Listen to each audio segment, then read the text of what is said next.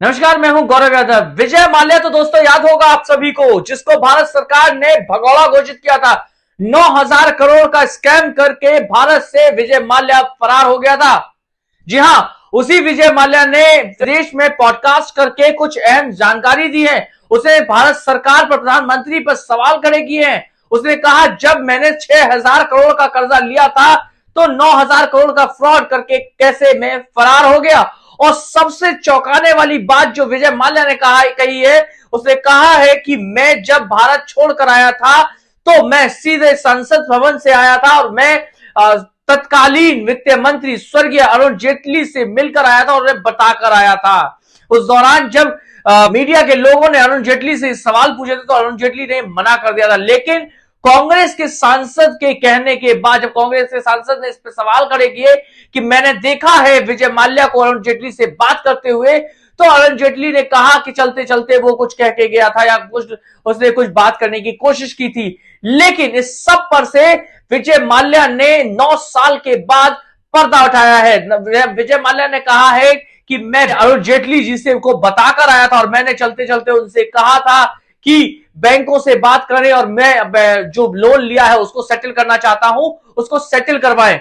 ये सब बात मैं कहकर आया था। लेकिन तत्कालीन अरुण जेटली ने कहा कि मेरी उनसे केवल चलते चलते बात हुई थी। तो विजय माल्या ने यहां बड़ा सवाल खड़े करते हुए कहा है कि मैंने कब कहा कि मैं बैठकर उनसे चाय पीकर, उनके ऑफिस में बैठकर चाय पीकर उनसे बात करी थी। मैंने उनसे चलते चलते बस इतनी बात करी थी कि मेरा जो लोन है वो बैंकों से कहिए कि उसे सेटल कर दें और मैं विदेश जा रहा हूं, लंदन जा रहा हूं, मेरी कुछ मीटिंग है जो कि 6 महीने से प्लान है, मैं जा नहीं पा रहा था लेकिन अब जा रहा हूं। और ये 2016 में गया था, 2019 में उसको भगौड़ा डिक्लेयर किया गया। और उसके बाद आपने देखा होगा कि प्रधानमंत्री नरेंद्र मोदी ने कई बार उनके चहीते रिपोर्टर्स हैं उनको इंटरव्यू के दौरान कहा था कि हमने 9,000 की जगह 14,000 करोड़ रुपए वसूल कर लिए हैं।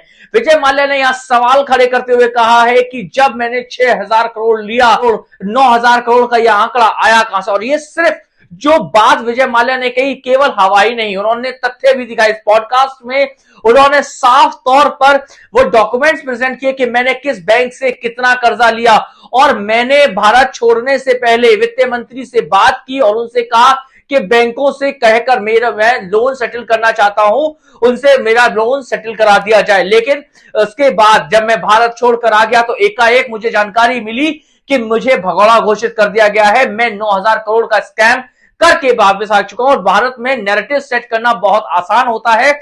यही कारण था कि पूरी सरकार और मीडिया ने मिलकर मेरे खिलाफ नैरेटिव सेट करना शुरू किया और मेरी प्रॉपर्टीज को सीज कर दिया। यही नरेंद्र मोदी, चूंकि वो लगातार 24 घंटे काम करते हैं, जागते हैं, 22-22 घंटे तक वो जागकर काम करते हैं, तो हो सकता है कि प्रधानमंत्री नरेंद्र मोदी को कोई ऐसा व्यक्ति हो जो उनकी पार्टी में उनको गलत इंफॉर्मेशन दे रहा हो। क्योंकि विजय माल्या ने साफ तौर पर, खुले तौर पर कहा है कि मैं भगौड़ा नहीं हूं, मैंने ये जानकारी तत्कालीन वित्त मंत्री स्वर्गीय अरुण जेटली जी को दी थी। फिलहाल अरुण जेटली जी हमारे बीच में नहीं है, लेकिन उन दिनों की यदि सुर्खियों को और अखबारों को टटोल कर देखते हैं तो साफ दिखता है कि अरुण जेटली जी ने इस बात को पहले तो डिनाई किया था कि उनकी विजय माल्या से कोई बात हुई।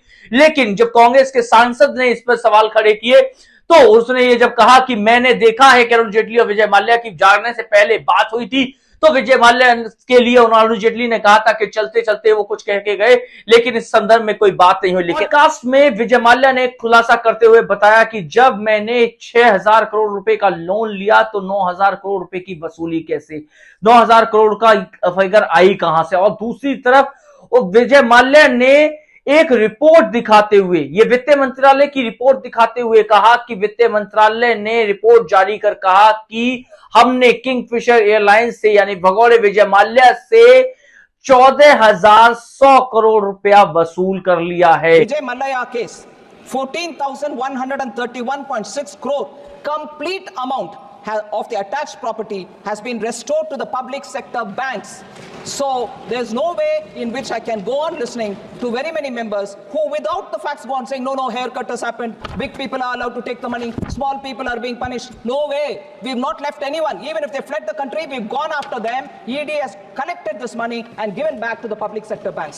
14,131.6 crores only from Vijay Mallya. Here is the recovery certificate the Debt Recovery Tribunal. It says recovery certificate 6,203 crores, 35 lakhs, 3,879 and paisa 42 only. That is evidence of the debt. Where did this 9,000 crore figure come from? है तो जब 6,000 करोड़ का loan लिया तो उसकी एवज में 14,100 करोड़ रुपए मुझसे वसूल लिया गया। वहीं उन्होंने पॉडकास्ट में पूर्व राष्ट्रपति प्रणब मुखर्जी को लेकर एक बात कही। उन्होंने बताया कि एक समय ऐसा आया था जब मैं किंगफिशर एयरलाइंस को चला नहीं पा रहा था, काफी दिक्कतों का सामना कर रहा था, फाइनेंशियल क्राइसिस थे और मैंने उनसे कहा कि मुझे कुछ फ्लाइटें कम करनी पड़ेगी, स्टाफ कम करना होगा। तब प्रणब मुखर्जी ने मुझसे कहा था कि ऐसा करने की जरूरत नहीं है, तुम अपनी एयरलाइंस को चलाओ, तुमको बैंक सपोर्ट करेंगे और जिसके बाद मुझे बैंकों से सपोर्ट भी मिला। लेकिन एक समय ऐसा आया, सत्ता परिवर्तित हुई और फिर मुझे अपने तय समय के अनुसार, पहले से प्लान के अनुसार मैं 2016 में भारत छोड़कर आया और जिसकी जानकारी तत्कालीन स्वर्गीय वित्त मंत्री को दी थी और इसके बाद मैंने भारत छोड़ा था। अब देखना यह होगा कि इस सब पर सरकार किस तरीके का रुख अपनाती है। तब तक के लिए मुझे दीजिए इजाजत। नमस्कार।